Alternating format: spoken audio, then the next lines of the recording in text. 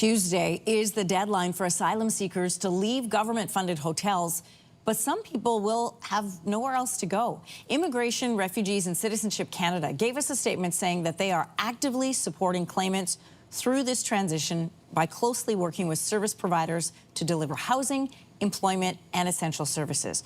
We continue to focus on helping the remaining individuals secure stable housing and integrate into communities. It also says the IRCC-funded hotels were always intended as a temporary measure to ease pressure on local shelters, and this was clearly communicated at the beginning. So claimants are being supported to move into longer-term housing.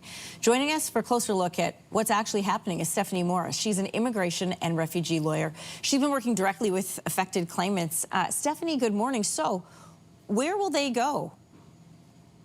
I think that's the question right now for a lot of claimants who are still in these hotels. They haven't really been told what's going to happen on September 30th, and that obviously would cause a lot of anxiety for these families. Yeah, the initial, as we saw in that statement there, initially said this was to keep people out of the shelter system, and it was a temporary measure, but we know that there's less housing, and the housing that's available is extremely expensive. So if they don't have somewhere to land, and they don't want to end up on the street, I guess the shelter is the next safety net for them. Yeah, that's the expectation, at least here in Ottawa, that on September 30th, they'll call the city and see what resources are available. Unfortunately, I think a lot of refugee claimants in these hotels may be afraid to call city resources.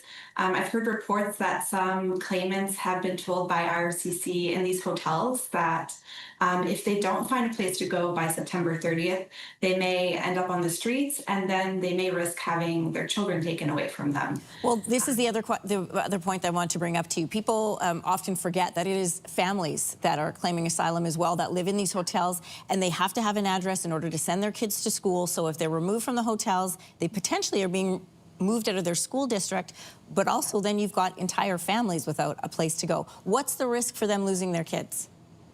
Well, I'm not sure what kind of information the city has been giving them in this regard, and I don't know what power the city has to do this or children's services, but I think for refugee claimants who don't know a lot about the systems in Canada, this can be a really frightening prospect. And so I know for some of the claimants that I've worked with, that they've chosen to, find their own temporary accommodations. Maybe they're couch surfing with friends because they're afraid to go to the city on September 30th. So I think these kinds of pressure tactics can be really harmful and prevent claimants from getting the help they need from municipalities. And just to clarify, Stephanie, they're afraid to go to the city or to immigration because they're afraid of being deported. Is that the fear?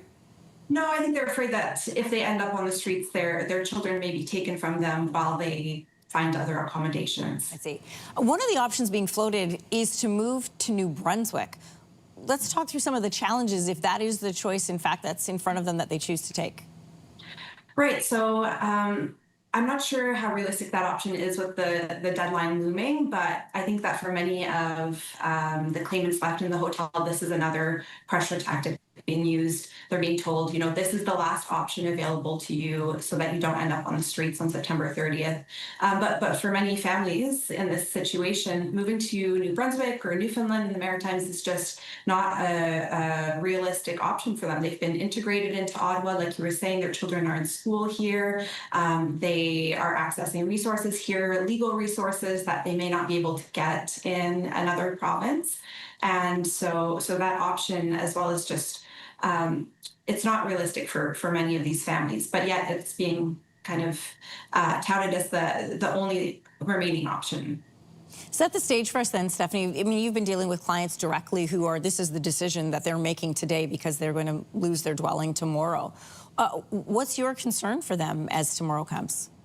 Yeah, I'm concerned that because, at least in Ottawa, there seems to be many families left in these IRCC hotels that when tomorrow comes, there will be a flood of people seeking city resources, and there just won't be enough capacity to respond and assist all of these families to find shelter for the night. There are many children involved here, so I'm afraid that some of these children may not be able to be placed in shelter tomorrow night.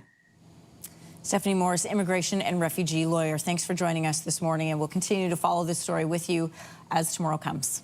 Thank you.